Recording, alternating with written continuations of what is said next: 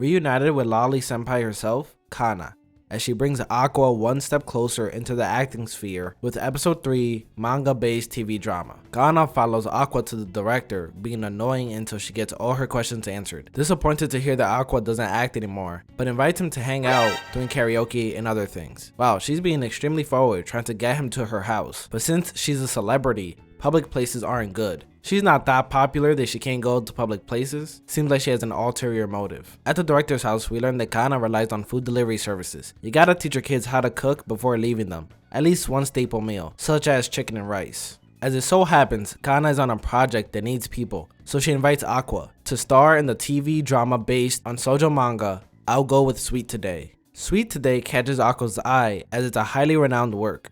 What catches his eye even more is Masaya Kaburagi, the director's name. We then transition to Aqua going through Ai's phones. She had 3 phones? Never let them know your next move. As we see, Aqua spent years trying random passcodes one by one until he reached 45,510, brute forcing that passcode. He's lucky it's not a recent one, or else the phone would have been wiped after 10 tries. It was also confirmed in a side story that the passcode corresponds to the first initial of the first 4 group members when using a flip phone keyboard. That's a nice touch. So 4 years later, and he finally has access to the phone I had before she got pregnant. Although he has no idea what their connection is, it's his first tangible piece of information as we got our first glimpse of the director. And we also get a glimpse of the show. 1 star on 11 reviews? That is trash. Aqua is playing the role of the villain that shows up at the end. A worthy spot for a soon-to-be murderer here. Now we get meta as we watch a TV drama inside a TV drama. Not only that, this is an anime adaptation of a manga, showcasing a live-action adaptation of a manga.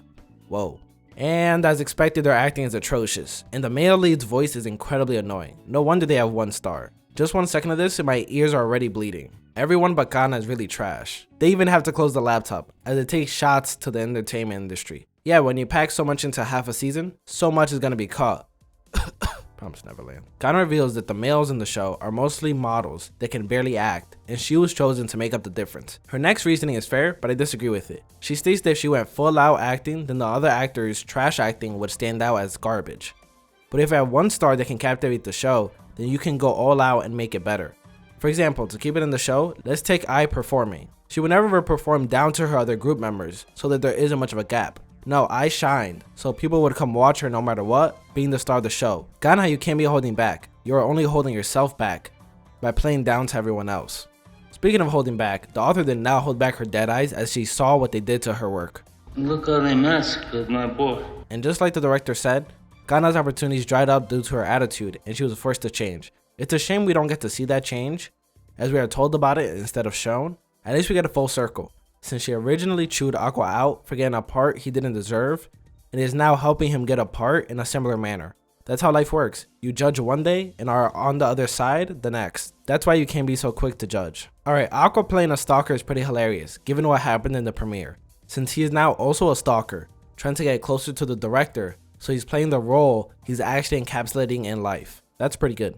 Meeting Melt, the male lead, who is obviously terrible and has no manners. Aquamarine and Mel, these names need to be contained and thrown away. A quick face-to-face with the director himself as Aqua goes straight into killer mode, questioning everything that's happening. After some of the rehearsal, Kana and Aqua get to talking, and I must be one of the ordinary people Kana is talking about, since she says Aqua does these small things that are obvious to a seasoned actor to make his performance better. I wish she would tell me what those things were, or why they were important, because other than this man covering an eye, I didn't see him do anything special. And it doesn't take long to see that the director is a terrible human being, as he proudly says he's underpaying Kana, using her name and recognition for dirt cheap, getting a good deal, even complaining that she's asking for competence from the other actors. Yeah, this director doesn't care about producing entertainment, just using a show as a long-standing advertisement for the models. What? Why ruin a great manga adaptation at that point? Oh, that makes me angry. Nothing worse than someone butchering a good source material. Thankfully, Aqua was able to overhear, as he does get the cigarettes that the director used, which is actually a technique some law enforcement use to get DNA samples. But the job's not finished, as now he has another vendetta against the director in Kana's name. So he's going to try to get Kana's recognition, seemingly by pumping up his performance. They showed Aqua's absolute determination trying to get that passcode for 4 years, which is grit and perseverance. I hit that forgot password button 5 tries in. It's cute that I made her passcode relate to her idol group, which meant so much to her.